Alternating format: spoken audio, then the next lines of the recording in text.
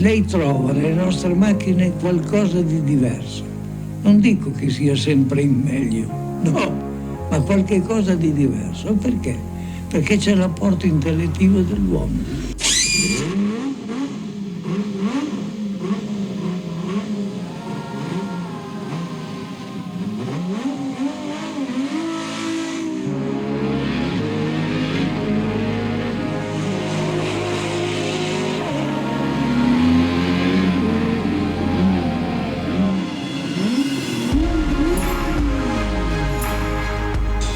Il 12 cilindri resta sempre la macchina